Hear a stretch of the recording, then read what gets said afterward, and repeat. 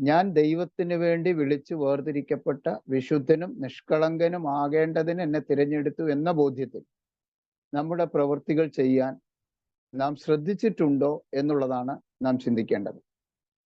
അങ്ങനെ ചിന്തിച്ചവർക്കായി, അങ്ങനെ ചെയ്തവർക്കായി, ചെയ്യാൻ ശ്രമിച്ചവർക്കായി ഞാൻ ദൈവത്തിന് സ്തോത്രം ചെയ്യുന്നു. കാരണം നാം കേൾക്കുന്ന തിരുവചനമൊക്കെയും നമ്മെ ദൈവത്തിന്റെ പരിശുദ്ധാത്മാവ് കേൾപ്പിക്കുന്നത് വെറുതെയല്ല, അതിൽ നാം തികഞ്ഞവരാകാൻ വേണ്ടിയാണ്. യാക്കോബിന്റെ ലേഖനത്തിൽ നാം ഇങ്ങനെയാണ് 1-ാം അധ്യായത്തിൽ വായിക്കുന്നത്. തിരുവചനം കേട്ടിട്ട് നാം മറന്നു പോകുന്നതിനൊരു ഉദാഹരണം, ഉപമ അദ്ദേഹം പറയുന്നുണ്ട്. അത് നാം കണ്ണാടിയിൽ നമ്മുടെ മുഖം നോക്കി മറന്നു പോകുന്നതിന് തുല്യമാണ്. രാവിലെ കണ്ണാടിയിൽ മുഖം നോക്കും, പക്ഷെ പിന്നീട് നമ്മൾ എന്ത് ചെയ്യത്തില്ല, നമ്മളെക്കുറിച്ച് അല്ലെങ്കിൽ ആ മുഖം നമുക്ക് ഓർമ്മയില്ല. തിരുവചനവും അങ്ങനെ തന്നെയാണ് നാം പലപ്പോഴും ചെയ്യുന്നതെന്ന് നമ്മുടെ ജീവിതം നമുക്ക് പരിശോധിച്ചാൽ മനസ്സിലാവും. കാരണം കേൾക്കുമ്പോൾ ഓക്കെയാണ്, പക്ഷെ കേട്ട് കഴിഞ്ഞ് അല്ലെങ്കിൽ അടുത്തൊരു മീറ്റിംഗ് കഴിയുമ്പോൾ ഈ കേട്ടത് നമ്മുടെ ജീവിതത്തിൽ നിന്ന് മാറിപ്പോവുക, അല്ലെങ്കിൽ അതിൽ ശ്രദ്ധയില്ലാതാകുകയാണ്. അങ്ങനെ ഒരു ജീവിത സാഹചര്യത്തിലൂടെയാണ് നാം കടന്നു പോകുന്നതെങ്കിൽ തീർച്ചയായും ദൈവത്തിന്റെ വചനത്തോട് അല്ലെങ്കിൽ ആ കേൾപ്പിച്ച ദൈവത്തോട് നാം ആ കാര്യത്തിൽ കണക്ക് പറയേണ്ടി വരും. അതുകൊണ്ട് തന്നെ ഇന്ന് പകലിൽ നാം കഴിഞ്ഞയാഴ്ച ചിന്തിച്ച ആ ചിന്തകളെ ചില നിമിഷങ്ങൾ ഒന്ന് പുറകോട്ട് നോക്കുവാൻ ഞാൻ ആഗ്രഹിക്കുകയാണ്. നാം കഴിഞ്ഞ ആഴ്ച വായിച്ചത് എഫേസ്യർക്ക് എഴുതിയ ലേഖനം 1-ാം അധ്യായം 4-ാം വാക്യമാണ്. നാം തന്റെ സന്നിധിയിൽ വിശുദ്ധരും നിഷ്കളങ്കരുമാകേണ്ടതിന് നമ്മെ അവന് തിരഞ്ഞെടുത്തു എന്ന് തുടങ്ങി കുറെ കാര്യങ്ങൾ നമ്മുടെ വായിക്കുന്നുണ്ട്. അപ്പോൾ ഈ വിശുദ്ധരും നിഷ്കളങ്കരുമാകണമെങ്കിൽ നാം പാപം ചെയ്യാത്തവരായി തീരണം. എങ്കിൽ മാത്രമേ നമ്മുടെ ജീവിതത്തിൽ വിശുദ്ധിയും നിഷ്കളങ്കതയും പാലിക്കപ്പെടുവാനിടയാകുകയുള്ളൂ. അതിനാധാരമായി നാം റോമർക്ക് എഴുതിയ ലേഖനം 6-ാം അധ്യായം 12 മുതൽ 14 വരെയുള്ള വാക്യങ്ങൾ നാം വായിച്ചിരുന്നു. അതിനുശേഷം പാപം എന്താണെന്ന് നമ്മൾ മനസ്സിലാക്കണമെങ്കിൽ എന്ത് ചെയ്യണമെന്ന് ഞാൻ പറഞ്ഞിരുന്നു. എന്തായിരുന്നെന്ന് ഓർമ്മയുണ്ടോ ആർക്കെങ്കിലും? ഒന്ന് മൈക്ക് ഓണാക്കി ആർക്കെങ്കിലും ഓർമ്മയുണ്ടെങ്കിൽ പറയാം. പാപം എന്താണ്, എന്തൊക്കെയാണ് പാപങ്ങൾ എന്ന് എങ്ങനെ മനസ്സിലാക്കും? ജഡമോഹം, കൺമോഹം, ജീവനത്തിന്റെ പ്രതാപത്തിൽ നിന്നും. ഓക്കെ, അത് പാപത്തിന്റെ ഒരു ഡെഫിനിഷൻ മൊത്തത്തിൽ പറഞ്ഞാണ്. പാപം എന്തെന്ന് എങ്ങനെ അറിയാം? ഈ ജഡമോഹം, കൺമോഹം, ജീവനത്തിന്റെ പ്രതാപമാണ്, സത്യമാണ്. അത് എങ്ങനെ തിരിച്ചറിയാം? എങ്ങനെയാണ് നാം അത് മനസ്സിലാക്കുന്നത്? ഞാൻ ഉദാഹരണം പറഞ്ഞിരുന്നു. നമ്മള് മിക്കവാറും എനിക്ക് തോന്നുന്നു ഒത്തിരി എല്ലാവർക്കും തന്നെ ഡ്രൈവിംഗ് അറിയാം. ഈ ഡ്രൈവിംഗ് ലൈസൻസ് എടുക്കാൻ പോകുന്നതിന് മുമ്പ് നമ്മൾ ഒരു ലേണിംഗ് ടെസ്റ്റ് ഉണ്ട്. ഈ ലേണിംഗ് ടെസ്റ്റ് പാസ്സാകാത്തവർക്ക് എന്ത് കിട്ടത്തില്ല? ഡ്രൈവിംഗ് ടെസ്റ്റിന് പോകാൻ അനുമതി കിട്ടത്തില്ല. അപ്പൊ ആദ്യം നമ്മൾ പഠിക്കേണ്ടത് വാഹനം ഓടിക്കാനല്ല, അധികൃതരെ നമ്മൾ ബോധ്യപ്പെടുത്തേണ്ടത് വാഹനം ഓടിക്കുമ്പോൾ ഉള്ള നിയമങ്ങൾ ഞാൻ പഠിച്ചു എന്നാണ് അവരെ ബോധ്യപ്പെടുത്തേണ്ടത്. ഒരിക്കലും എനിക്ക് വാഹനം ഓടിക്കാമെന്ന് ആദ്യമല്ല അവരെ ബോധ്യപ്പെടുത്തുന്നത്. ഉദ്യോഗസ്ഥന്മാരെ നമ്മൾ ബോധ്യപ്പെടുത്തേണ്ടത് എനിക്ക് വാഹനം ഓടിക്കാൻ അറിയുമോ എന്നതിനേക്കാൾ ഉപരി വാഹനം ഓടിക്കുമ്പോൾ ഞാൻ എന്തൊക്കെ നിയമങ്ങൾ പാലിക്കണമെന്ന് എനിക്ക് അറിയാമെന്ന് അവരെ ബോധ്യപ്പെടുത്തണം. അതിനാണ് ലേണിംഗ് ടെസ്റ്റ് നാം എഴുതുന്നത്. അതിൽ കൃത്യമായ ചോദ്യങ്ങളും അതിന് ഇത്ര ശതമാനം ഉത്തരങ്ങളും നാം കൊടുത്ത് വിജയിച്ചാൽ മാത്രമേ നാം എത്ര നല്ലതുപോലെ വാഹനം ഓടിക്കാൻ കഴിയുന്നവരാണെങ്കിലും ആ വാഹനം ഓടിക്കാൻ എനിക്ക് കഴിയും എന്ന ടെസ്റ്റിലേക്ക് പ്രവേശിക്കാൻ നമുക്ക് പറ്റത്തുള്ളൂ. അതിനുശേഷമാണ് ടെസ്റ്റ് പാസ്സായി നമുക്ക് ലൈസൻസ് ഒക്കെ കിട്ടുന്നത്. അപ്പൊ പാപം നിമിത്തം അല്ലെങ്കിൽ പാപം നിമിത്തം ശപിക്കപ്പെട്ട ഈ ഭൂമിയിൽ ജീവിക്കുന്ന നാം പാപത്താൽ നിറയപ്പെട്ട അനുഭവത്തിൽ നിന്ന്, പാപത്തിൽ നിന്ന് സ്വാതന്ത്ര്യമാകുന്ന ഒരു അനുഭവത്തിലേക്ക് വരണമെങ്കിൽ ആദ്യം പാപം എന്താണെന്ന് നാം തിരിച്ചറിയണം. ആ തിരിച്ചറിയുന്നത് എങ്ങനെയാണ് എന്ന്, അല്ലെങ്കിൽ ഏതാണ് അതിൻ്റെ ആധാരമെന്നും അതിൻ്റെ അടിസ്ഥാനം എന്താണെന്നും നാം ദൈവവചനത്തിൽ കഴിഞ്ഞ ആഴ്ച ചിന്തിച്ചില്ല, ഒന്ന് ഓടിച്ചു വായിക്കാനിടയായി. ആ ഭാഗം നിങ്ങൾക്ക് ഓർമ്മയുണ്ടെന്ന് ഞാൻ വിശ്വസിക്കുന്നു. അത് റോമർക്ക് എഴുതിയ ലേഖനം 6-ാം അധ്യായം അതിൻ്റെ 17-18 വാക്യങ്ങളാണ്. ഇനി നാം അത് നമുക്ക് ചിന്തിക്കുന്നതിന് മുമ്പ് യേശുക്രിസ്തു പറഞ്ഞൊരു കാര്യം ഇങ്ങനെയാണ്: നിങ്ങൾ ഇപ്പോൾ കേട്ട വചനം നിമിത്തം നിങ്ങളിപ്പോൾ എന്താകുന്നു? ശുദ്ധിയുള്ളവരാകുന്നു. അപ്പൊ ദൈവവചനമാണ് നമ്മെ എന്ത് ചെയ്യുന്നത്? ശുദ്ധീകരിക്കുന്നത്. അതിന്റെ അർത്ഥം നമ്മൾക്ക് ഈ ലോകത്തിൽ ജീവിക്കുമ്പോൾ ഈ ലോകത്തിന്റെ മാലിന്യങ്ങളിൽ പെടാതെ ജീവിക്കാൻ ഏതൊക്കെ നിലയിൽ ജീവിക്കണമെന്ന് നമ്മെ പഠിപ്പിക്കുന്നത് തിരുവചനമാണ്. അതുകൊണ്ടാണ് ആ തിരുവചനത്തിലേക്ക് നമ്മുടെ ശ്രദ്ധ പോകണമെന്ന് കഴിഞ്ഞ ആഴ്ച ഞാൻ സംസാരിച്ചത്. പലപ്പോഴും നമ്മുടെ കൂട്ടായ്മകളിൽ ഉപവാസങ്ങളുണ്ട്, പ്രാർത്ഥനയുണ്ട്, അല്ലെങ്കിൽ പല പല കാര്യങ്ങളിൽ നാം കർത്താവിന്റെ നാമത്തോട് ചേർന്ന് നിൽക്കുന്നവരാണ്. എന്നാൽ ദൈവം ആഗ്രഹിക്കുന്നത് നാം വിശുദ്ധരായി തന്നെ ജീവിക്കണം എന്നുള്ളതാണ്. ഏറ്റവും ദൈവം ഇമ്പോർട്ടൻ്റ് കൊടുക്കുന്നതും അതിനാണ്. കാരണം പാപത്തിന്റെ പരിണിത ഫലമായ മരണത്തെ നീക്കാൻ, റോമർക്ക് എഴുതിയ ലേഖനം നാം വായിക്കുന്നു, പാപത്തിന്റെ ശമ്പളം മരണമത്രേ. ആ മരണത്തെ നീക്കാനായിട്ടാണ് കർത്താവായ യേശുക്രിസ്തു ഈ ഭൂമിയിൽ വരികയും കാൽവറിയിൽ തൻ്റെ ജീവനെ സ്വയം നമുക്ക് വേണ്ടി ഏൽപ്പിക്കുകയും ചെയ്തത്. അപ്പൊ ഏറ്റവും പ്രധാനപ്പെട്ട ഒരു കാര്യം പാപത്തിൽ നിന്നുള്ള വിടുതലാണ്. നാം പാപത്തിൽ തുടരുന്നിടത്തോളം കാലം നാം എപ്പോഴും അടിമപ്പെട്ടിരിക്കുന്നത് ആ പാപത്തിന്റെ ദാസ്യത്തിൽ തന്നെയാണ്. അതുകൊണ്ട് നമുക്ക് പാപം എന്താണെന്ന് തിരിച്ചറിയണമെങ്കിൽ റോമർക്ക് എഴുതിയ ലേഖനം 6-ാം അധ്യായം അതിന്റെ 17-18 വാക്യങ്ങളൊന്ന് വായിക്കാമോ? നമ്മൾ കഴിഞ്ഞ ആഴ്ച ഒന്ന് ഓടിച്ചു വായിച്ചതാണ്. അവസാന സമയങ്ങളിൽ നാം ജസ്റ്റ് അതൊന്ന് വായിച്ചു വിട്ടതേ ഉള്ളൂ. ആ റോമർക്ക് എഴുതിയ ലേഖനം 6-ാം അധ്യായം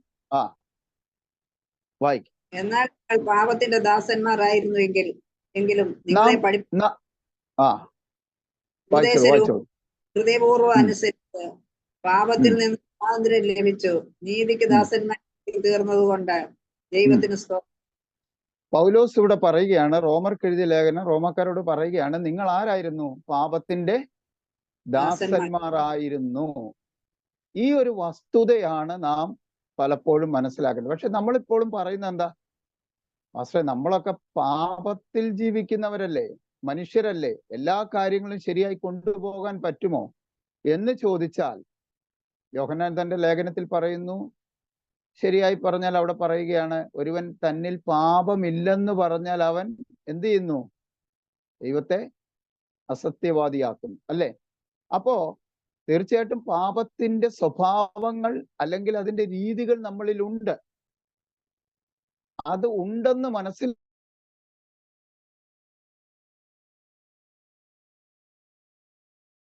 ാണ് എന്ന് നമുക്ക് തിരിച്ചറിയണമെങ്കിൽ എന്താണ് ആ പാപത്തിന്റെ പ്രവൃത്തി എന്ന് നാം തിരുവചനത്തിലൂടെ കാണണം.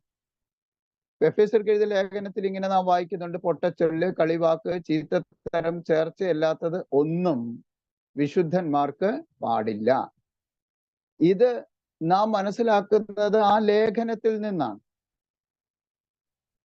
നമ്മളെല്ലാവരും വിടുവായത്വം പറയുന്നവരാ പലപ്പോഴും, ഇല്ലേ? തീത്തോസിന്റെ ലേഖനത്തിലും തിമോത്തിയോസിന്റെ ലേഖനത്തിലും പത്രോസിന്റെ ലേഖനത്തിലും ഒക്കെ നമ്മുടെ സംസാരത്തെക്കുറിച്ച് കൃത്യമായി രേഖപ്പെടുത്തിയിട്ടുണ്ട്. ദൈവം അനുവദിക്കുന്ന പക്ഷം നമുക്ക് അതിലേക്കൊക്കെ പിന്നീട് പോകാം. ഇവിടെ അതിനൊന്ന് തൊട്ടുപോയെന്നേ ഉള്ളൂ. അപ്പോൾ നാം പാപത്തിന്റെ ദാസന്മാർ ആയിരുന്നു എങ്കിലും, അടുത്ത ഭാഗം നാം ഇങ്ങനെയാണ് വായിച്ചത്, നമ്മളെ പഠിപ്പിച്ച ഉപദേശ രൂപത്തെ എന്ത് ചെയ്യുന്നു? ഹൃദയപൂർവം അനുസരിക്കുന്നു, അല്ലേ? അപ്പൊ നമ്മളെ പഠിപ്പിച്ച ഒരു ഉപദേശ രൂപത്തെ, അപ്പൊ തിരുവചനം നാം എന്ത് ചെയ്യണം? പഠിക്കണം. തിരുവചനം പഠിക്കുമ്പോൾ മാത്രമാണ് പാപത്തെക്കുറിച്ച് ശരിയായൊരു അവബോധം നമുക്കുണ്ടാകുന്നത്. മറ്റേതൊക്കെ നമ്മുടെ ആലോചനകളും ചിന്തകളുമാണ്. ചില കാര്യങ്ങൾ തിരുവചനത്തിൽ വരുമ്പോഴാണ് നാം അയ്യോ ഇത് പാപമായിരുന്നു എന്ന് നാം മനസ്സിലാക്കുന്നത്. എന്ന് പറഞ്ഞാൽ തിരുവചനത്തിൽ പിതാവായ ദൈവം തൻ്റെ പരിശുദ്ധാത്മാവിനാൽ ഉപയോഗിച്ചുകൊണ്ട് തൻ്റെ അപ്പോസ്തലന്മാരാൽ എഴുതപ്പെട്ട തിരുവചനത്തിന് ഓരോ ഭാഗവും ഓരോ കാര്യവും അത് ചെറുതെന്നോ വലുതെന്നോ വ്യത്യാസമില്ലാതെ നമ്മുടെ ജീവിതത്തിൽ തിരുത്തപ്പെടേണ്ട ഒത്തിരി കാര്യങ്ങൾ ആ തിരുവചനത്തിൽ നാം പഠിക്കുവാനിടയാകുന്നുണ്ട്. അതുകൊണ്ടാണ് തിരുവചനം നാം പഠിക്കണം എന്ന് ദൈവവചനം നമ്മെ ഉത്ബോധിപ്പിക്കുന്നത്. പൗലോസ് രണ്ട് സഭകളെ താരതമ്യപ്പെടുത്തി സംസാരിക്കുന്നത് നമുക്ക് അപ്പോസ്തല പ്രവൃത്തിയിൽ കാണാൻ കഴിയും. ഒന്ന് തെസ്സലോനിക്ക സഭ, രണ്ട് ബെരോവയിലെ സഭ, അല്ലെ? അപ്പൊ ഈ തെസ്സലോനിക്കയിലെ സഭ നാം പഠിക്കുമ്പോൾ ഒത്തിരി പ്രതിസന്ധികളിലൂടെ കടന്നു പോകുന്ന ഒരു സഭയാണ്. നാം ആ തെസ്സലോനിക്ക ലേഖനമൊക്കെ വായിക്കുമ്പോൾ നമുക്ക് മനസ്സിലാവും. ഈ ബെരോവയിലെ വിശ്വാസികൾ ഉത്തമന്മാരെന്ന് പറയുവാൻ പൗലോസിനെ ഇടയാക്കിയ, ചിന്തിപ്പിച്ച, ഉറപ്പിച്ച ഒരു കാര്യം ഇതാണ്: ഈ പറയപ്പെടുന്നത് അങ്ങനെ തന്നെയോ എന്ന് എന്ത് ചെയ്യുന്നുണ്ട്? തിരുവെഴുത്തിൽ അവർ പരിശോധിക്കുന്നുണ്ട്. നമ്മൾ ഓരോ ദിവസവും കേൾക്കുന്ന പ്രസംഗങ്ങൾ എഴുതി വെക്കുകയും അല്ലെങ്കിൽ ബൈബിൾ സ്റ്റഡി എഴുതി വെക്കുകയും അത് തിരുവചനത്തിൽ അങ്ങനെ തന്നെയാണോ സംസാരിക്കുന്നതെന്ന് നമുക്ക് ഒന്ന് ചികഞ്ഞ് പരിശോധിക്കാൻ നാം എപ്പോഴെങ്കിലും തയ്യാറായിട്ടുണ്ടോ? കേട്ടു, മനസ്സിലായി, എഴുതി വെച്ചു, ഓക്കെ, നല്ലത്. ഇതുവരെ കേൾക്കാത്തൊരു കാര്യം, ഇതുവരെ മനസ്സിലാക്കാത്തൊരു കാര്യം, അങ്ങനെ തൃപ്തിപ്പെടുന്ന ഒരു സമൂഹമായിട്ടല്ല ദൈവം നമ്മെക്കുറിച്ച് ആഗ്രഹിക്കുന്നത്. ദൈവം നമ്മെക്കുറിച്ച് ആഗ്രഹിക്കുന്നത് നാം കേൾക്കുന്ന തിരുവചനം അനുസരിക്കുന്നവരായി തീരണമെന്നുള്ളതാണ്. കർത്താവായ യേശുക്രിസ്തു തൻ്റെ ഐഹിക ജീവിതകാലത്തിന്റെ അവസാന സമയത്ത് മഹാനിയോഗം എന്ന് നമ്മളൊക്കെ പറയുന്ന മത്തായിയുടെ സുവിശേഷം 28-ാം അധ്യായത്തിന്റെ അവസാന ഭാഗങ്ങളിൽ കാണുന്നിടത്ത് അവിടെ നാം ഇങ്ങനെയാണ് വായിക്കുന്നത്: ഞാൻ നിങ്ങളോട് കൽപ്പിച്ചതൊക്കെയും പ്രമാണിപ്പാൻ തക്കവണ്ണം, അല്ലേ? ഞാൻ നിങ്ങളോട് കൽപ്പിച്ചതൊക്കെയും പ്രമാണിപ്പാൻ തക്കവണ്ണം. അപ്പോ കർത്താവായ യേശുക്രിസ്തു ശിഷ്യന്മാരോട് അല്ലെങ്കിൽ അപ്പോസ്തലന്മാരോട് പറഞ്ഞത് നിങ്ങൾ എന്തെങ്കിലുമൊക്കെ കാണിച്ച് കാര്യങ്ങളൊക്കെ പറഞ്ഞ് കുറെ പേരെ കൂട്ടണമെന്നല്ല പറഞ്ഞത്. ഞാൻ നിങ്ങളോട് ചില കാര്യങ്ങൾ പറഞ്ഞിട്ടുണ്ട്, അത് നിങ്ങൾ പ്രമാണിക്കുകയും നിങ്ങൾ കണ്ടുമുട്ടുന്നവരുടെ അടുക്കൽ അത് പ്രമാണിപ്പാൻ തക്കവണ്ണം അവരെ ശരിയാക്കി ഉപയോഗിക്കപ്പെടുകയും ചെയ്യുന്ന ശിഷ്യന്മാരായി വാർത്തെടുക്കാനാണ് കർത്താവ് തൻ്റെ മഹാനിയോഗത്തിൽ അപ്പോസ്തലന്മാരോട് പറഞ്ഞിട്ടുള്ളത്. അങ്ങനെയെങ്കിൽ നമ്മുടെ ഉത്തരവാദിത്വം തിരുവചനം പഠിക്കുക, മറ്റുള്ളവരെ പഠിപ്പിക്കുക. ഇത് നാം എത്ര ഗൗരവപൂർവ്വം ഏറ്റെടുക്കാൻ നമുക്ക് കഴിയുന്നുണ്ട്. ഞങ്ങളുടെ ഒരു മിനിസ്ട്രി, ഞാൻ കഴിഞ്ഞ ദിവസം പറഞ്ഞ ഐറിൻ എന്ന് പറയുന്നൊരു മിനിസ്ട്രി ഉണ്ട്. ആ മിനിസ്ട്രിയിൽ ഞങ്ങൾ സംസാരിക്കുന്ന സഹോദരന്മാർ അത് ഭാഷാജ്ഞാനത്തിൽ കഴിവുള്ളവർ ഉള്ളവർ അവരെന്ത് ചെയ്യുന്നു? ബൈബിളിന്റെ പല പല വേർഷൻസ് നോക്കി ഏറ്റവും ഉദാത്തമായ അഗാധമായ ദൈവവചന ചിന്തയുടെ അല്ലെങ്കിൽ അതിൻ്റെ ആഴങ്ങളിൽ മനസ്സിലാക്കി പരസ്പരം ഷെയർ ചെയ്യണമെന്നാണ് ഞങ്ങൾ പറയുകയും പ്രവർത്തിക്കുകയും ചെയ്യുന്നത്. ഇവിടെ നമുക്കറിയാം ഇതൊരു സഭായോഗമാണ്. സൂമിലാണ് നമ്മൾ കൂടുന്നതെങ്കിലും നമ്മൾ എന്ത് ചെയ്യുന്നു? ഒരു സഭായോഗമാണ്. അതായത് ഒരു സഭയാണ്. കർത്താവായ യേശുക്രിസ്തുവിന്റെ നാമത്താൽ വിളിച്ചു വേർതിരിക്കപ്പെട്ട നാം എല്ലാവരും എന്താണ്? ഒരു സഭയാണ്, അല്ലെ? സംഘടനകൾ പലതുണ്ടാകാം, പക്ഷെ സഭ ഒന്നേ ഉള്ളൂ. അത് ഏകവും പ്രത്യക്ഷവുമായ ദൈവസഭ എന്ന് തന്നെയാണ്. അങ്ങനെയാണെങ്കിൽ നാം എബ്രായ ലേഖനം 10-ാം അധ്യായം 24-25 വാക്യങ്ങൾ വായിക്കുമ്പോൾ അവിടെ ഈ കൂടിവരവിനെ കുറിച്ചൊരു കാര്യം പറയുന്നുണ്ട്. നിങ്ങൾക്കത് ആർക്കെങ്കിലും ഒന്ന് വായിക്കാമോ? എബ്രായർക്ക് എഴുതിയ ലേഖനം 10-ാം അധ്യായം അതിന്റെ 24-25 വാക്യങ്ങൾ ഒന്ന് വായിക്കാമോ? എബ്രായർ 10-ന്റെ 24-25. ചിലർ ചെയ്യുന്നത് പോലെ നമ്മുടെ സഭായോഗങ്ങളെ ഉപേക്ഷിക്കാതെ തമ്മിൽ പ്രബോധിപ്പിച്ച് അവിടെ ഒരു വാക്ക് ശ്രദ്ധിക്കണമേ. തമ്മിൽ എന്ത് ചെയ്യണം? പ്രബോധിപ്പിച്ചുകൊണ്ട് സ്നേഹത്തിനും സൽപ്രവർത്തിക്കും ഉത്സാഹം വർദ്ധിപ്പാൻ അന്യോന്യം സൂക്ഷിച്ചുകൊള്ളുക. ഇവിടെ ഒരു കാര്യം ശ്രദ്ധിച്ചു നോക്കുക നിങ്ങൾ. ഈ തമ്മിൽ നമ്മൾ പ്രബോധിപ്പിക്കുമ്പോൾ നമുക്ക് എന്തൊക്കെ വർദ്ധിക്കും? സ്നേഹം വർദ്ധിക്കും, പിന്നെ സൽപ്രവൃത്തി വർദ്ധിക്കും, അല്ലെ? ഇത് നാം മനസ്സിലാക്കുന്നത് തിരുവചനത്തോടുള്ള ബന്ധത്തിലാണ്. അങ്ങനെയെങ്കിൽ സഭായോഗം ഉപേക്ഷയായി വിചാരിക്കരുതെന്ന് കർത്താവ് പറഞ്ഞിട്ടുള്ള ദൈവവചന ചിന്തയെ നമ്മുടെ ചില ആവശ്യങ്ങൾക്ക് വേണ്ടി നാം സഭായോഗങ്ങളെ മാറ്റിവെക്കുമ്പോൾ, സഭായോഗം എന്ന് പറയുന്നത് ഞായറാഴ്ചത്തെ കൂട്ടം മാത്രമല്ല. എപ്പോഴൊക്കെ വേർപെട്ട ദൈവജനത്തിന് ഒരുമിച്ച് കൂടുവാൻ പറ്റുമോ അപ്പോഴൊക്കെ കൂടുന്നത് സഭായോഗമാണ്. സഭയായി ഒരുമിച്ച് കൂടുകയാണ്. അപ്പൊ ഈ കൂട്ടായ്മ ഏറ്റവും അനിവാര്യമായ ഒരു ഘടകമാണെന്ന് തിരുവചനം നമ്മെ പഠിപ്പിക്കുന്നു. തെസ്സലോനിക്കയിൽ പൗലോസ് താമസിക്കുമ്പോൾ അവിടെ എല്ലാ ദിവസവും എന്തുണ്ടായിരുന്നു? പൗലോസ് പഠിപ്പിക്കുന്നുണ്ടായിരുന്നു ജനത്തെ. പൗലോസിന്റെ സുവിശേഷ പ്രവർത്തനങ്ങളെ അല്ലെങ്കിൽ മിഷണറി യാത്രകളെ നമ്മൾ പഠിച്ചാൽ അദ്ദേഹം പ്രസംഗിക്കുകയല്ലായിരുന്നു ചെയ്തത്, കൂടുതലും പഠിപ്പിക്കുകയായിരുന്നു. ഒരു ദൈവദാസനെ കഴിഞ്ഞ ദിവസം പറഞ്ഞ് ഞാൻ കേട്ടതുപോലെ നമ്മുടെ സഭയിൽ പഠനവും പുറത്ത് പ്രസംഗവും വേണം. പക്ഷെ നമ്മൾ എല്ലായിടത്തും എന്ത് ചെയ്യാണ്? പ്രസംഗിക്കുകയാണ്. ദൈവസഭ ദൈവവചനത്തിന്റെ പഠനമാണ് ആവശ്യം. അപ്പോ തീർച്ചയായിട്ടും നമ്മുടെ സഭായോഗങ്ങളിൽ തമ്മിൽ പ്രബോധിപ്പിക്കുക. അവിടെ സൽപ്രവർത്തികൾ ഉണ്ടാകണം. എഫേസ്യർക്ക് എഴുതിയ ലേഖനം 2-ാം അധ്യായത്തിൽ നാം വായിക്കുമ്പോൾ അവിടെ നാം തിരുവചനത്തിൽ വായിക്കുന്നത് ഇങ്ങനെയാണ്. 2-ാം അധ്യായത്തിലേക്ക് നാം കടന്നു വരുമ്പോൾ അതിന്റെ 8-ാമത്തെ വാക്യം കഴിഞ്ഞ് ഞാനൊന്ന് നോക്കിക്കോട്ടെ. ഞാൻ എൻ്റെ ഹൃദയത്തിൽ ഇപ്പോൾ വന്നൊരു ചിന്തയാണ്. എഫേസ്യർക്ക് എഴുതിയ ലേഖനം 2-ാം അധ്യായം അതിന്റെ 10-ാമത്തെ വാക്യം. നാം അവന്റെ കൽപ്പനയായി സൽപ്രവർത്തികൾക്കായിട്ട് ക്രിസ്തു യേശുവിൽ സൃഷ്ടിക്കപ്പെട്ടവരാകുന്നു.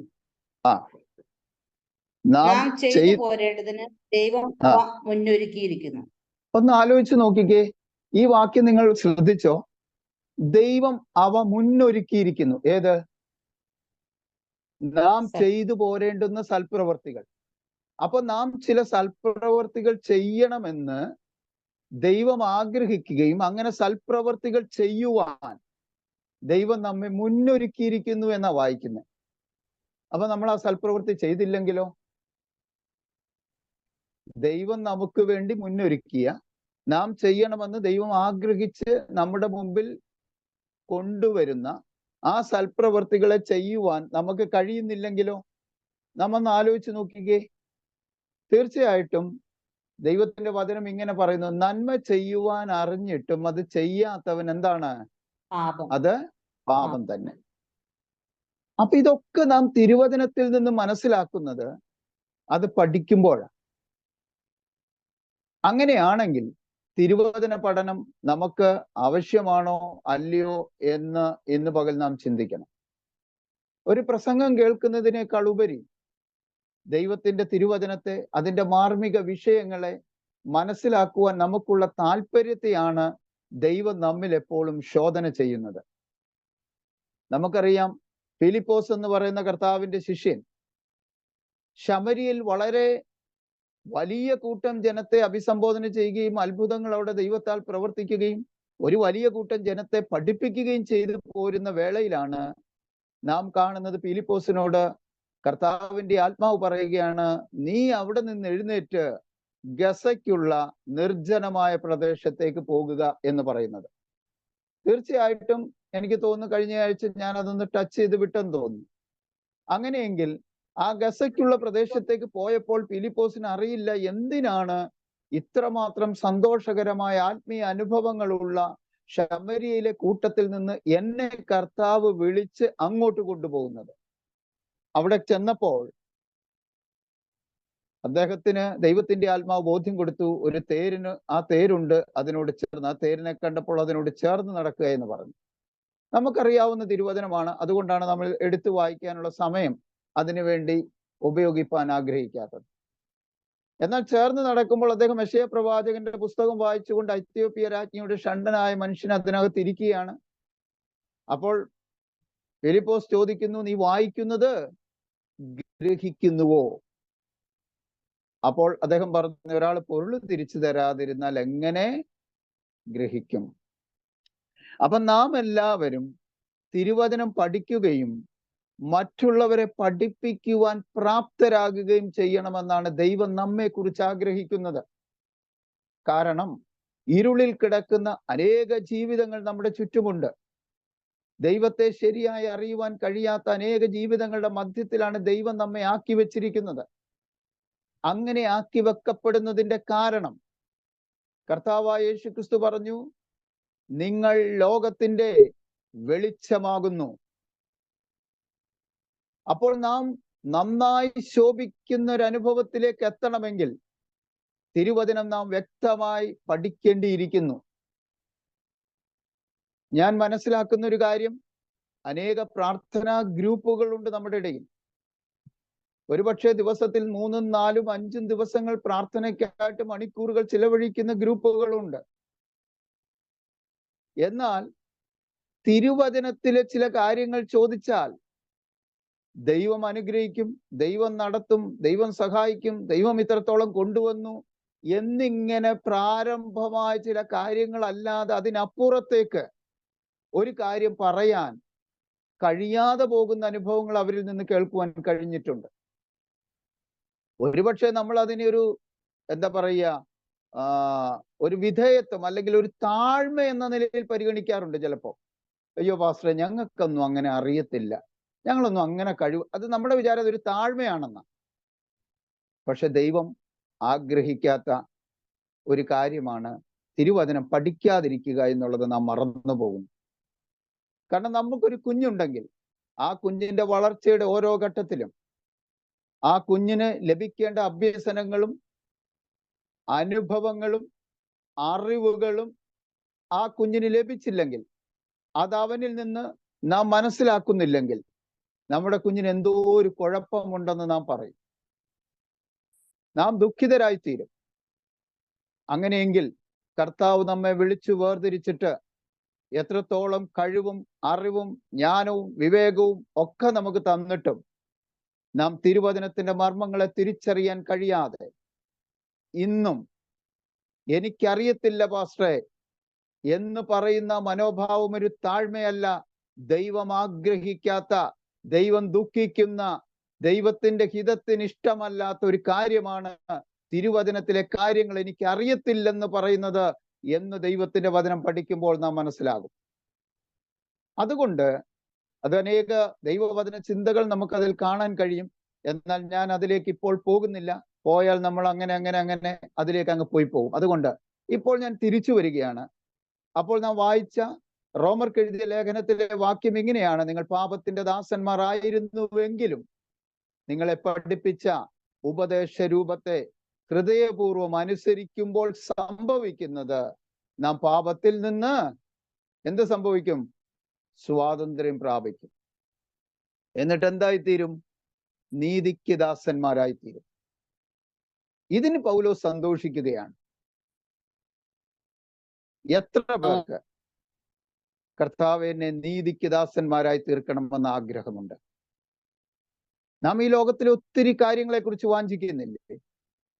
നമുക്ക് നല്ലൊരു ജോലി കിട്ടണം, നല്ല വരുമാനം ഉണ്ടാകണം, നമ്മുടെ കുഞ്ഞുങ്ങൾ അനുഗ്രഹിക്കപ്പെടണം, നമ്മുടെ തലമുറ ശ്രേഷ്ഠമാകണം, നമ്മുടെ മേഖലകൾ സാമ്പത്തിക വരുമാന മാർഗങ്ങൾ നന്നാകണം, ശാരീരികമായി സൗഖ്യത്തോടെ ഇരിക്കണം എന്ന് തുടങ്ങി ഭൗതിക കാര്യങ്ങൾ എത്രത്തോളം നാം ആഗ്രഹിക്കുന്നുണ്ട്.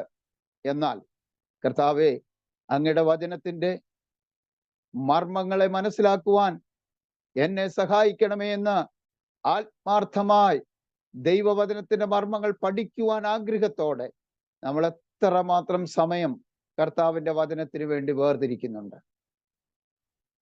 നമ്മുടെ കുഞ്ഞുങ്ങൾ നമുക്കറിയാം, സ്കൂളിൽ പഠിക്കുമ്പോൾ അവരോട് പഠിക്കുക എന്ന് പറഞ്ഞുകൊണ്ട് അവരെ പഠിപ്പിക്കുകയും ആ പഠനത്തിന് ആവശ്യമായ സംവിധാനങ്ങളും അതിനെ സപ്പോർട്ട് ചെയ്യുന്ന സാഹചര്യങ്ങളും ഒരുക്കി കൊടുക്കുമ്പോൾ തിരുവചനം പഠിക്കുവാൻ, തിരുവചനം മനസ്സിലാക്കുവാൻ, തിരുവചനത്തിന്റെ മർമ്മങ്ങൾ അറിയുവാൻ നാം എത്രമാത്രം ഉത്സാഹിക്കുന്നുണ്ട്. എബ്രായർക്ക് എഴുതിയ ലേഖനം 6-ാം അധ്യായത്തിലേക്ക് നാം കടന്നു വരുമ്പോൾ അവിടെ ദൈവത്തിന്റെ ആത്മാവ് ചില കാര്യങ്ങൾ വ്യക്തമായി നമ്മെ ബോധ്യപ്പെടുത്തുന്നുണ്ട്.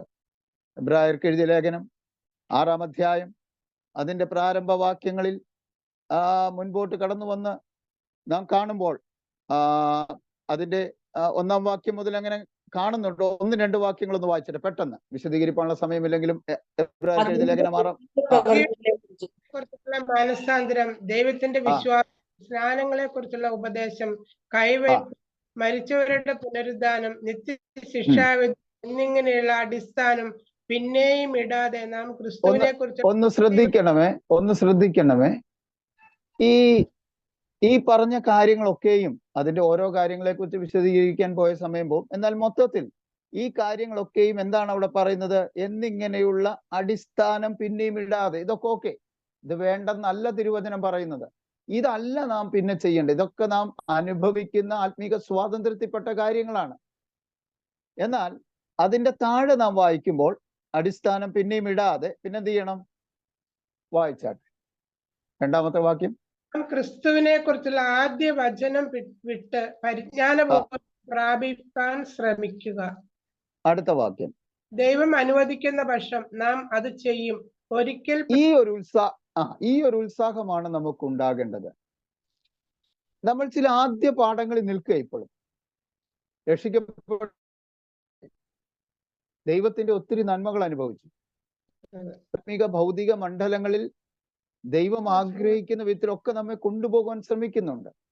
എന്നാൽ ഭൗതിക മണ്ഡലങ്ങളിൽ നാം വളരെ താല്പര്യത്തോടെ കാര്യങ്ങളൊക്കെ ചെയ്യുവാൻ നാം ശ്രമിക്കുകയും അത് നാം സ്വായത്തമാക്കുകയും ചെയ്തിട്ടുണ്ട്.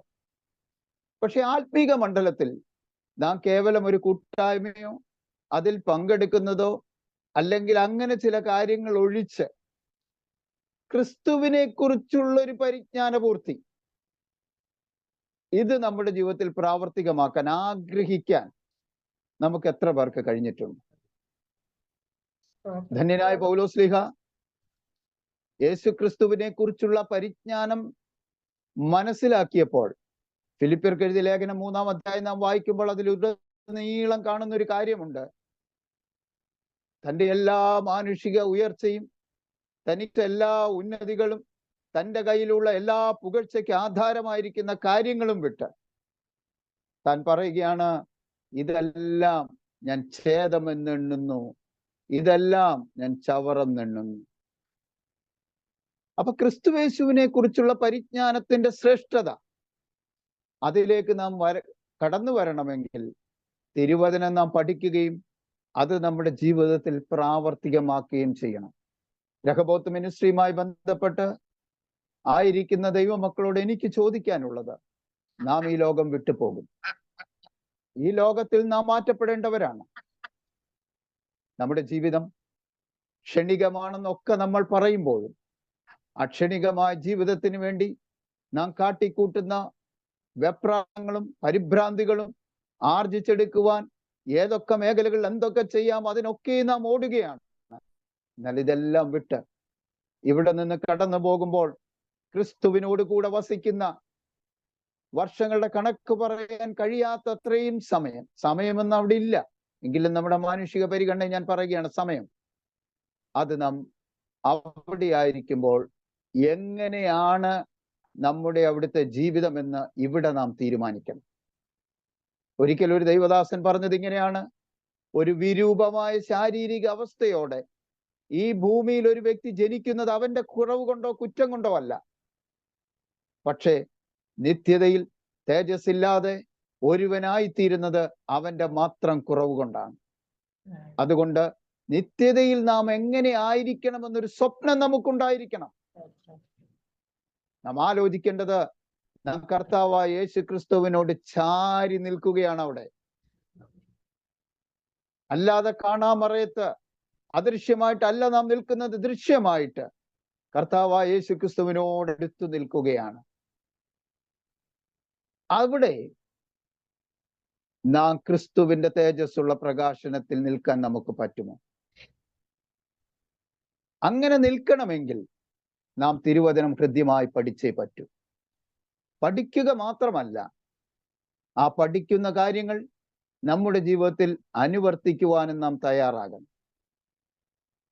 കേവലം പാട്ടും പ്രാർത്ഥനയും പ്രസംഗവും ഉപവാസവും ഒക്കെ ഇതിന് നമ്മെ സഹായിക്കുന്ന ഘടകങ്ങളാണെങ്കിലും അതിൽ നിന്ന് ഉരുത്തിരിഞ്ഞു വരുന്ന, അതിൽ നിന്ന് മനസ്സിലാക്കുന്ന തിരുവചന ചിന്തകൾ നമ്മുടെ ജീവിതത്തിന്റെ ഓരോ മേഖലകളെയും അത് പാപത്തിൽ നിന്നുള്ള മോചനത്തിനായി നമ്മെ സഹായിക്കുന്നു എന്ന് ഉറപ്പുവരുത്തേണ്ടത് ക്രിസ്തുവിന്റെ ന്യായാസനത്തിലേക്കുള്ള യാത്രയുടെ ഓരോ ചുവടുവയ്പ്പിലും നമ്മെ സംബന്ധിച്ച് ശക്തമേറിയ ഒരു ഉറപ്പായി തീരണമെന്ന് ദൈവനാമത്തിൽ ഈ രഹബോത്ത് മിനിസ്ട്രിയുടെ എല്ലാ ദൈവമക്കളെയും ഞാൻ എൻ്റെ ഹൃദയത്തിന്റെ ഭാഷയിൽ ഞാൻ അറിയിക്കുവാൻ ആഗ്രഹിക്കുകയാണ്. അതുകൊണ്ട് ദൈവമക്കളെ, തിരുവചനം പഠിക്കുക. എത്രത്തോളം ഉത്സാഹം കാണിക്കാമോ അത്രത്തോളം നമുക്ക് ഉത്സാഹം കാണിക്കാൻ പറ്റണം. ഈ മിനിസ്ട്രിയുമായി ബന്ധപ്പെട്ട് ഉൾപ്പെട്ട് നിൽക്കുന്ന സഹോദരി സഹോദരന്മാരോട് എനിക്ക് പറയാനുള്ളത്, നിങ്ങൾക്ക് ദൈവം തന്ന കഴിവുകളുണ്ട്, ഭാഷാജ്ഞാനമുണ്ട്, മറ്റു പല ബുദ്ധിപരമായ അറിവുകളുണ്ട്. ഇതൊക്കെയും നിങ്ങൾ കർത്താവിന്റെ വചനത്തിന്റെ മർമ്മങ്ങളെ ഗ്രഹിപ്പാൻ തക്കവണ്ണം പഠിപ്പാൻ സമയം മാറ്റിവെക്കണം. നിങ്ങൾ പഠിക്കുകയും നിങ്ങൾ മറ്റുള്ളവരെ പഠിപ്പിക്കുകയും ചെയ്യണം. അതിലേക്ക് നിങ്ങൾ കടന്നു പോകുവാൻ ദൈവം ആഗ്രഹിക്കുന്നുവെന്ന് ഞാൻ തിരുവചനത്തോടുള്ള ബന്ധത്തിൽ പറയുവാൻ ആഗ്രഹിക്കുകയാണ്. ഇനി നമുക്ക് വേഗത്തിൽ മറ്റൊരു ചിന്തയിലേക്ക് കടന്നു വരുമ്പോൾ, ഈ ലോകത്തിൽ നാം ജീവിക്കുമ്പോൾ പാപത്തെക്കുറിച്ചുള്ള ഒരു ചിന്ത നമുക്ക് മനസ്സിലാക്കാൻ കഴിയുന്ന മറ്റൊരു മേഖലയുണ്ട്. യോഹന്നാന്റെ 1-ാം ലേഖനം 2-ാം അധ്യായം അതിന്റെ 16-ാമത്തെ വാക്യം തിരുവചനത്തിൽ നമുക്കൊന്ന് വായിക്കാം. യോഹന്നാന്റെ 1 യോഹന്നാൻ 2-ാം അധ്യായം അതിന്റെ 16-ാമത്തെ വാക്യം ഒന്ന് വായിച്ച് സഹായിക്കാം. 1 യോഹന്നാൻ 2:16. ജഡമോഹം, കൺമോഹം, ജീവനത്തിന്റെ പ്രതാപം, ഇങ്ങനെ ലോകത്തിലുള്ളത് എല്ലാം പിതാവിൽ നിന്നല്ല ലോകത്തിൽ നിന്നത്രയാകുന്നു. ഒന്ന് ശ്രദ്ധിക്കുക. അവിടെ യോഹന്നാൻ അപ്പോസ്തലൻ പറയുന്ന ഒരു കാര്യമുണ്ട്. ജഡമോഹം, കൺമോഹം, ജീവനത്തിന്റെ പ്രതാപം. ഇവ മൂന്നും എവിടെ നിന്ന് വരുന്നതാണ്? ദൈവത്തിൽ നിന്നല്ല, പിന്നെയോ ലോകത്തിൽ നിന്ന്. യാക്കോബിന്റെ ലേഖനത്തിലേക്ക് ഞാൻ ഈ വാക്യങ്ങളൊക്കെ പറയുന്നത് എന്തിനാന്ന് ചോദിച്ചാൽ, ഇതെല്ലാം ഓരോ വാക്യങ്ങളും വിശദീകരിച്ചു പോവുകയാണെങ്കിൽ ഒത്തിരി സമയം നമുക്ക് പോകും. അതുകൊണ്ട് നിങ്ങൾ ആ വാക്യങ്ങൾ കഴിയുമെങ്കിൽ ഒന്ന് നോട്ട് ചെയ്യുകയും നിങ്ങൾ ഇതിന് ശേഷം കിട്ടുന്ന സമയത്ത് ഈ വാക്യങ്ങൾ നിങ്ങൾ ചിന്തിക്കുമ്പോൾ, ഇപ്പോൾ നാം ഒരുമിച്ച് കേൾക്കുന്നതിനേക്കാൾ അഗോചരമായ തിരുവചന ചിന്തകൾ, മർമ്മങ്ങൾ നിങ്ങൾക്ക് പരിശുദ്ധാത്മാവ് വെളിപ്പെടുത്തി തരും. അതുകൊണ്ട് നിങ്ങളത് നോട്ട് ചെയ്യണം. നോട്ട് ചെയ്തിട്ട് നിങ്ങൾ ആ കാര്യം നിങ്ങളുടെ റെസ്റ്റ് ടൈമിൽ അല്ലെങ്കിൽ ഇത് കഴിഞ്ഞ് കിട്ടുന്ന സമയങ്ങളിൽ ഒന്ന് വായിക്കണം. വായിക്കുമ്പോൾ ചില മർമ്മങ്ങൾ കർത്താവ് നിങ്ങൾക്ക് ബോധ്യപ്പെടുത്തി തരും. അവിടെ നാം വായിക്കുന്നത് ഈ 3 കാര്യങ്ങൾ, ജഡമോഹം, കൺമോഹം, ജീവനത്തിന്റെ പ്രതാപം, ഇത് മൂന്നും ദൈവത്തിൽ നിന്നല്ല എന്ന് കൃത്യമായി പറഞ്ഞിട്ടുണ്ട്. അപ്പോ ദൈവത്തിൽ നിന്നല്ലാത്തത് നമ്മുടെ ജീവിതത്തിൽ ഉണ്ടെങ്കിൽ സത്യത്തിൽ നാം ദൈവത്തോട് പാപം ചെയ്തുകൊണ്ടിരിക്കുകയാണ്. ഇനി എങ്ങനെയാണ് ഇത് നാം തിരിച്ചറിയുന്നത് എന്നതൊരു യാഥാർത്ഥ്യമാണ്. എന്താണ് ജഡമോഹം, എന്താണ് കൺമോഹം, എന്താണ് ജീവനത്തിന്റെ പ്രതാപം? ഇത് മൂന്നും തിരിച്ചറിയാതെ എങ്ങനെയാണ് നമുക്കിതിൽ നൊഴിയാൻ കഴിയുന്നത്? യാക്കോബിന്റെ ലേഖനം 4-ാം അധ്യായത്തിൽ നാം വായിക്കുമ്പോൾ അതിന്റെ 4-ാമത്തെ വാക്യം ഇങ്ങനെയാണ്: വ്യഭിചാരിണികളായുള്ളവരെ, ലോകസ്നേഹം ദൈവത്തോട് ശത്രുത്വമാകുന്നു എന്ന് നിങ്ങൾ അറിയുന്നില്ലയോ? അപ്പൊ ലോകത്തിന്റെ സ്നേഹം ദൈവത്തോട് ശത്രുത്വമാണെന്നാണ് യാക്കോബ് തന്റെ ലേഖനത്തിൽ നമ്മോട് സംസാരിക്കുന്നത്. അതുതന്നെയാണ് ഇവിടെ യോഹന്നാൻ അപ്പോസ്തലനും പറയുന്നത്. ജഡമോഹം, കൺമോഹം, ജീവനത്തിന്റെ പ്രതാപം, ഇങ്ങനെ ലോകത്തിലുള്ളതെല്ലാം പിതാവിൽ നിന്നല്ല ലോകത്തിൽ നിന്നത്രേ ആകുന്നു.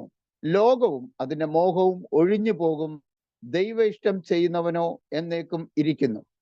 അതിന് തൊട്ടു മുമ്പ് ഒത്തിരി കാര്യങ്ങൾ പറയുന്നുണ്ട്. നമ്മളിതിലേക്ക് വിശദമായി പോയാൽ നമ്മുടെ സമയം പോകും. അപ്പോൾ തീർച്ചയായിട്ടും ഒരു കാര്യം മനസ്സിലാക്കുക, ഈ കർത്താവായ യേശുക്രിസ്തു യോഹന്നാന്റെ സുവിശേഷത്തിൽ ശിഷ്യന്മാരോട് പറയുന്ന ഒരു കാര്യമുണ്ട്: നിങ്ങൾ ലോകക്കാരായിരിക്കാതെ വണ്ണം ഞാൻ നിങ്ങളെ ലോകത്തിൽ നിന്ന് എന്ത് ചെയ്തിരിക്കുന്നു? തിരഞ്ഞെടുത്തിരിക്കുന്നു. അല്ലേ? അപ്പൊ ഈ ലോകത്തിൽ നിന്നാണ് നമ്മെ തിരഞ്ഞെടുത്തത്. പക്ഷെ നാം ആരാകരുത്? ലോകക്കാർ ആകരുത്. ഇത് കർത്താവ് അപ്പോസ്തലന്മാരോട് ശിഷ്യന്മാരോട് പറഞ്ഞതാ. അപ്പോൾ നാം ലോകക്കാരായിരിക്കാതെ ലോകത്തിൽ ജീവിക്കാൻ പഠിക്കണം. നമ്മൾ പലപ്പോഴും മാനുഷികമായ ലോകത്തിന്റെ ആദ്യ പാഠങ്ങൾ സംബന്ധിച്ച് മരിക്കാത്തവരാണ്. പൗലോസ് ലേഖനം എഴുതുമ്പോൾ ഇങ്ങനെ, നിങ്ങൾ ലോകത്തിന്റെ ആദ്യ പാഠങ്ങൾ സംബന്ധിച്ച് മരിക്കണമെന്ന് എഴുതിയിരിക്കുന്നത്. പക്ഷെ നമ്മൾ പലപ്പോഴും ലോകത്തിന്റെ ആദ്യ പാഠങ്ങൾ നമ്മുടെ ജീവിതത്തിൽ ഇങ്ങനെ അനുവർത്തിച്ചു കൊണ്ടിരിക്കുകയാണ്. അപ്പോൾ നിങ്ങൾ ലോകക്കാർ ആയിരിക്കാതെ ലോകത്തിൽ നിന്ന് തിരഞ്ഞെടുത്തു എന്ന ഒരു ചിന്ത, ഒരു തിരഞ്ഞെടുപ്പ്, അതൊരു പ്രത്യേക കാര്യമാണ്. നമുക്കൊരു പക്ഷെ അതിന്റെ അർത്ഥം മനസ്സിലാകത്തില്ല. എന്നെ തിരഞ്ഞെടുത്തു എന്ന് പറഞ്ഞാൽ ആരാണ് തിരഞ്ഞെടുത്തത്? കേവലം ഇവിടെ നമ്മൾ അറിയുന്ന ഒരു ഔദ്യോഗിക ഭരണ സംവിധാനത്തിലുള്ള ഒരു രാഷ്ട്രീയ നേതാവോ, അല്ലെങ്കിൽ അല്പം എഡ്യൂക്കേറ്റഡ് ആയ ഒരാളോ, അല്ലെങ്കിൽ ഒരു കമ്പനിയുടെ സിഇഒയോ, അല്ലെങ്കിൽ ഏതെങ്കിലും സംവിധാനത്തിന്റെ തലപ്പത്തുള്ള ഒരാളോ, അല്ലെങ്കിൽ ലോകം അംഗീകരിക്കുന്ന ഒരാളോ അല്ല നമ്മെ തിരഞ്ഞെടുത്തത്. പിതാവായ ദൈവം നമ്മെ തിരഞ്ഞെടുത്തു. നിങ്ങളൊന്ന് ആലോചിച്ച് നോക്കിക്കേ. ഈ ലോകത്തെ വെറും വാക്കിനാൽ സൃഷ്ടിച്ച് ഇല്ലായ്മയിൽ നിന്നുള്ളതിനെ പോലെ വിളിച്ചു വരുത്തിയ പിതാവായ ദൈവം ഈ ലോകത്തിലെ കോടാനുകോടി മനുഷ്യരിൽ നിന്ന് എന്നെ തിരഞ്ഞെടുത്തു എന്ന് ഓർക്കുമ്പോൾ അതിനേക്കാൾ വലിയ കാര്യം എന്താ നമുക്കുള്ളേ? അപ്പോൾ ആ തിരഞ്ഞെടുപ്പ് കഴിയുമ്പോൾ നാം ഒരു കാര്യം അടിസ്ഥാനപ്പെടുത്തി മനസ്സിലാക്കണം. ഞാൻ ലോകക്കാരൻ അല്ല. ഇന്നലെ വരെ ആയിരുന്നു. ഇന്നലെ വരെ ഞാൻ ലോകക്കാരനായിരുന്നു. ലോകത്തിന്റെ ഇഷ്ടം എനിക്ക് ചെയ്യാമായിരുന്നു. ലോകത്തിന്റെ താല്പര്യങ്ങളിലേക്ക് എനിക്ക് പോകാമായിരുന്നു. ലോകത്തിന്റെ ചിന്തകളിൽ എനിക്ക് ജീവിക്കാമായിരുന്നു. പക്ഷെ ഇന്നത് പറ്റത്തില്ല. കാരണം ഞാൻ തിരഞ്ഞെടുക്കപ്പെട്ടവനാണ്. ആ ഒരു ചിന്ത നമ്മെ ഭരിക്കുന്നുണ്ടോ? എങ്കിൽ നമ്മൾ അടുത്ത സ്റ്റെപ്പിലേക്ക് വരണം. ഇന്നലെ വരെ നമ്മൾ ലോകത്തിലായിരുന്നു, ലോകക്കാരായിരുന്നു, ലോകത്തിന്റെ ചിന്തയിലായിരുന്നു. എഫേസ്യർക്ക് എഴുതിയ ലേഖനം 2-ാം അധ്യായം 1-ാം വാക്യത്തിൽ പറയുന്ന പോലെ ആകാശത്തിലെ അനുസരണക്കേടിന്റെ ആത്മാവിനെ അനുസരിച്ച് നടന്നവരായിരുന്നു നമ്മൾ. എപ്പോൾ വരെ? തിരഞ്ഞെടുക്കപ്പെടുന്നത് വരെ. അപ്പോൾ തിരഞ്ഞെടുക്കപ്പെട്ടു എന്ന് നാം മനസ്സിലാക്കുമ്പോൾ നമുക്കൊരു പെരുമാറ്റച്ചട്ടം നിലവിൽ വരികയാണ്. നമുക്കറിയാം, നമ്മുടെ ഇടയിൽ പഞ്ചായത്ത് വാർഡ് മെമ്പർമാരുണ്ട്, നമുക്ക് അസംബ്ലിയിലേക്ക് ആൾക്കാരുണ്ട്, പാർലമെന്റിലേക്ക് തിരഞ്ഞെടുക്കപ്പെട്ടവരുണ്ട്. ഇവർക്കെല്ലാം ഒരു നിയമസംഹിതയുണ്ട്. ഇന്നത് ചെയ്യാൻ പാടില്ല, ഇന്നതുപോലെ പോകാൻ പാടില്ല, ഇന്നതുപോലെ ആകാൻ പാടില്ല. അങ്ങനെയാണെങ്കിൽ നാമും കഴിഞ്ഞ ദിവസങ്ങൾ വരെ ലോകത്തിലായിരുന്നു, ലോകത്തിന്റെ ചിന്തയിലായിരുന്നു, ലോകത്തിന്റെ പ്രമാണത്തിലായിരുന്നു, ലോകത്തിന്റെ താല്പര്യങ്ങളിലായിരുന്നു, അതിന്റെ എല്ലാ വികാരങ്ങൾക്കും നാം അടിമപ്പെട്ടിരുന്നു. പക്ഷെ ഇന്ന് ഞാൻ തിരഞ്ഞെടുക്കപ്പെട്ടവനാണ്. സ്വർഗീയ പിതാവാണ് എന്നെ തിരഞ്ഞെടുത്തത്.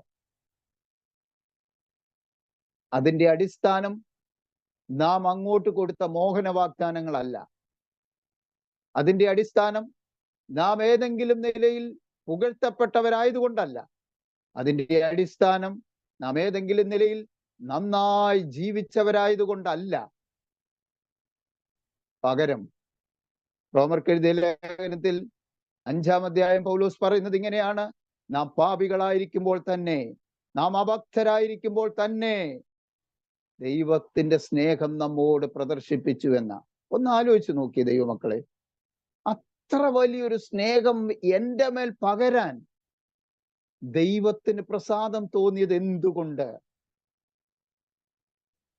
ശ്രേഷ്ഠന്മാരായ അനവധി ആളുകൾ നമ്മുടെ സമൂഹത്തിൽ ഉള്ളപ്പോൾ ഒന്നിനും കൊള്ളത്തില്ലെന്ന്, ഒന്നും ശരിയാകത്തില്ലെന്ന്, എവിടെയും എത്തത്തില്ലെന്ന്, ഒന്നിനും ഒരാളുടെ അടുത്ത് പോലും മര്യാദയ്ക്ക് നിൽക്കാൻ പറ്റത്തില്ലെന്ന് അനേകർ പ്രഖ്യാപിച്ച, അല്ലെങ്കിൽ നമുക്ക് തന്നെ തോന്നിയ ആ നിമിഷങ്ങളിലാണ് കർത്താവ് നമ്മെ തിരഞ്ഞെടുത്തതെന്ന് നാം ഓർക്കണം. ഇതിനൊത്തവണ്ണം നാം വില കൊടുക്കാറുണ്ടോ? നമ്മുടെ ചിന്താഗതികൾ മാറിയിട്ടുണ്ടോ? നമ്മുടെ രീതികൾ മാറിയിട്ടുണ്ടോ? നമ്മുടെ പ്രവൃത്തികൾ മാറിയിട്ടുണ്ടോ? നാം ലോകത്തിലായിരുന്നപ്പോൾ എങ്ങനെയായിരുന്നോ അതുപോലെ തന്നെ ഇപ്പോഴും ജീവിക്കുന്നെങ്കിൽ കർത്താവിന്റെ തിരഞ്ഞെടുപ്പിന്റെ വിലയെ നാം എന്ത് ചെയ്യുന്നു? തിരസ്കരിക്കുന്നു എന്നാണ് അതിന്റെ അർത്ഥം. നാം തിരുവചനം പഠിക്കുമ്പോൾ ദൈവം ദുഃഖിച്ച കാര്യങ്ങളെക്കുറിച്ച് നമുക്കവിടെ കാണാൻ കഴിയും. ദൈവം മനുഷ്യനെ ഉണ്ടാക്കിക്കൊണ്ട് അനുതപിച്ചു. ശൗലിനെ രാജാവായി തിരഞ്ഞെടുത്തത് കൊണ്ട് അനുതപിച്ചു. ദൈവം നമ്മെ വിളിച്ചു വേർതിരിച്ചത് കൊണ്ട് അനുതപിക്കുന്നുണ്ടോ? നമ്മുടെ ഓരോ പാപത്തിന്റെയും പരിഹാരമായി കാൽവറി ക്രൂശിൽ കർത്താവ് നമുക്ക് വേണ്ടി യാഗമായി തീർന്ന് നമ്മുടെ സർവപാപങ്ങളും ആ കാൽവറി ക്രൂശിലെ രക്തത്താൽ അത് സ്തോത്രം ദൈവം ക്ഷമിച്ച് നമ്മോട് ക്ഷമിച്ച് നമ്മെ അനീതിയില്ലാത്തവനായി പാപം ചെയ്യാത്തവരായി നമ്മെ ദൈവം കണക്കിട്ടപ്പോൾ അങ്ങനെ വിളിച്ചു വേർതിരിച്ച ദൈവമക്കൾ എന്ന നിലയിൽ നാം ഈ ലോകത്തോട് പ്രഖ്യാപിക്കേണ്ട ഒരു കാര്യമുണ്ട്. ഞാൻ ലോകത്തിന്റെ വെളിച്ചമാണ്, അതെന്നിൽ പ്രകാശിക്കണമെന്ന് ഞാൻ ലോകത്തോട് വിളിച്ചു പറയണം. അതിന് നാം പാപത്തിൽ നിന്ന് ഒഴിവുള്ളവരായി ജീവിക്കണം.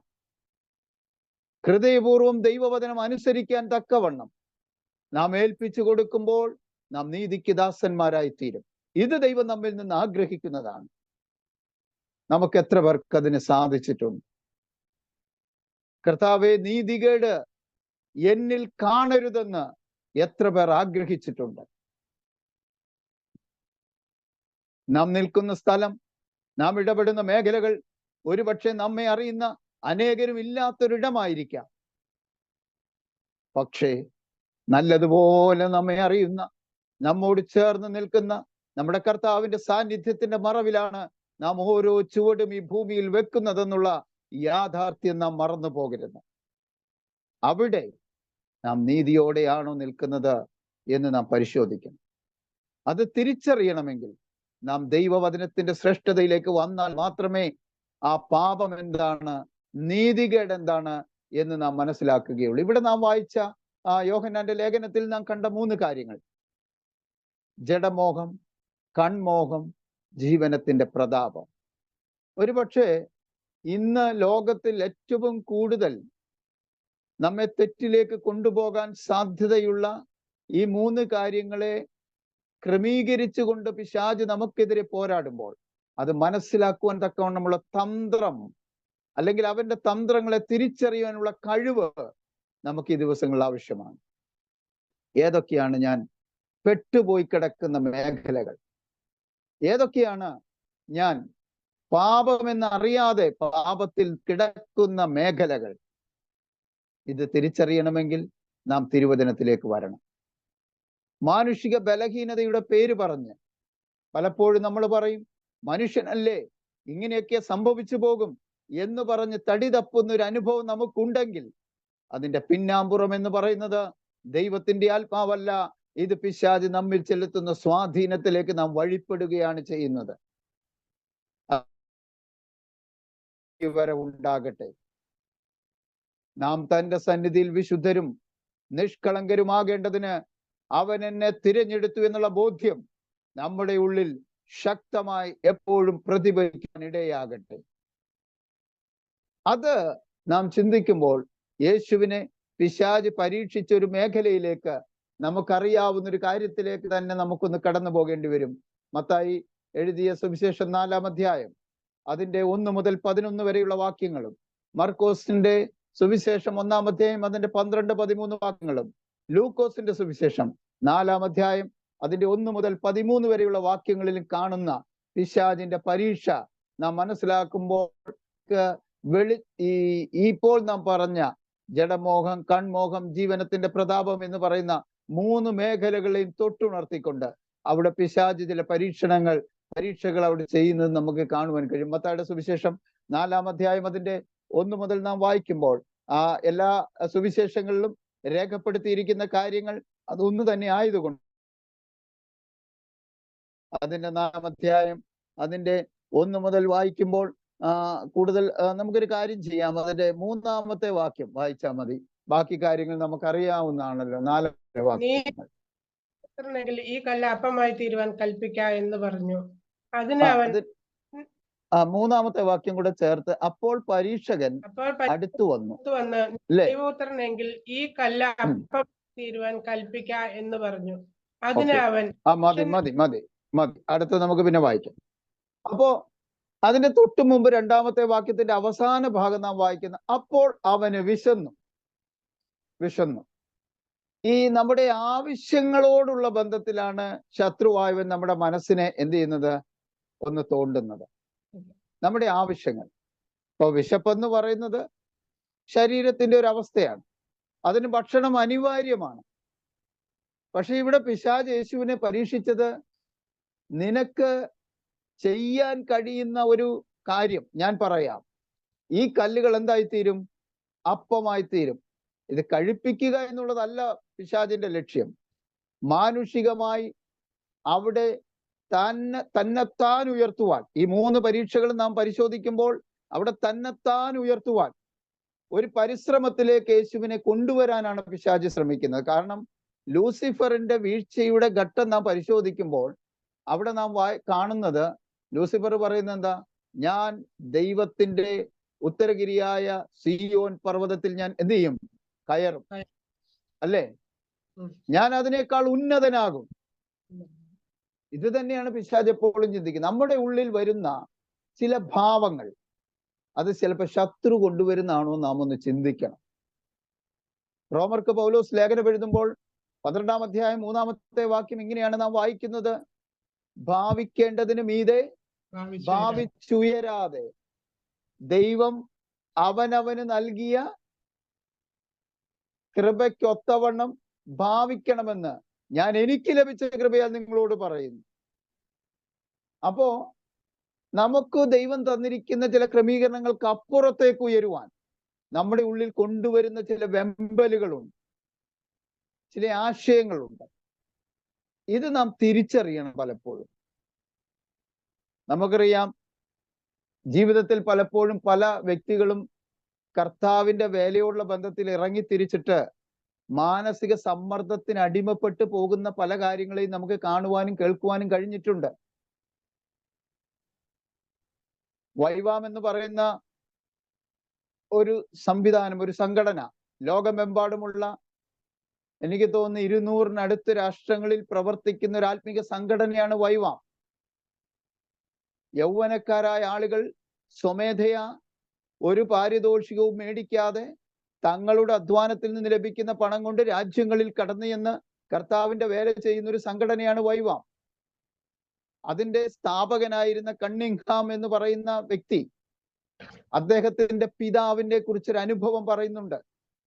ആ അനുഭവം ഇങ്ങനെയാണ്: അദ്ദേഹം എന്തോ ഒരു പ്രസ്സോ അതുപോലുള്ള സംഭവങ്ങൾ നടത്തിക്കൊണ്ടുവരികയായിരുന്നു. അങ്ങനെ ഇരിക്കുന്ന സമയത്താണ് ഒരിക്കൽ ദൈവശബ്ദം അദ്ദേഹം കേൾക്കുന്നു. അദ്ദേഹം കേൾക്കുന്ന ദൈവശബ്ദം ഇതാണ്: ഇതെല്ലാം വിട്ടിട്ട് നീ എന്ത് ചെയ്യണം? കർത്താവിന്റെ വേലയ്ക്ക് വേണ്ടി, എന്റെ വേലയ്ക്ക് വേണ്ടി ഇറങ്ങണം. പുള്ളി ഉടനെ സ്റ്റോപ്പ് ചെയ്തു. പ്രസ്സും സംവിധാനങ്ങളെല്ലാം സ്റ്റോപ്പ് ചെയ്തു. കർത്താവിന്റെ വേലയ്ക്ക് വേണ്ടി ഇറങ്ങി. അദ്ദേഹത്തിന്റെ കുഞ്ഞുങ്ങൾ ക്രമേണ പട്ടിണിയിലായി, വരുമാന മാർഗങ്ങളില്ലാതായി. മൂത്ത കൊച്ച്, അദ്ദേഹം ആ സഹോദരി പിതാവിനോട് പിണങ്ങി. അപ്പോൾ അദ്ദേഹം ദൈവസന്നിധി ചെന്നിരുന്ന് ചോദിച്ചു, പിതാവേ, നീ പറഞ്ഞിട്ടല്ലേ ഞാൻ സുവിശേഷ വേലയ്ക്ക് ഇറങ്ങിയത്? എന്തുകൊണ്ടാണ് ഇത് സംഭവിക്കുന്നത്? അപ്പോൾ ദൈവം അദ്ദേഹത്തോട് പറഞ്ഞൊരു ഉത്തരമുണ്ട്: നിന്നോട് ഞാൻ അത് വിട്ടിട്ട് ഇറങ്ങാൻ പറഞ്ഞു എന്നുള്ളത് സത്യമാണ്. അടുത്ത സ്റ്റെപ്പ് എന്ത് ചെയ്യണമെന്ന് നീ എന്നോട് ചോദിച്ചില്ല, നീ നിന്റെ ഇഷ്ടത്തിനാ ചെയ്തത്. നമ്മുടെ എല്ലാം ജീവിതത്തിൽ വരുന്ന ഒരു പരാജയം അവിടെയാണ്. ഒരുപക്ഷെ കുഞ്ഞുങ്ങളെ കുറിച്ച് നമുക്കൊരു സ്വപ്നം ഉണ്ടാകാം. ആ സ്വപ്നം നമ്മുടെ ഇഷ്ടങ്ങൾക്കനുസരിച്ചുള്ള ഒരു സ്വപ്നമാണ്.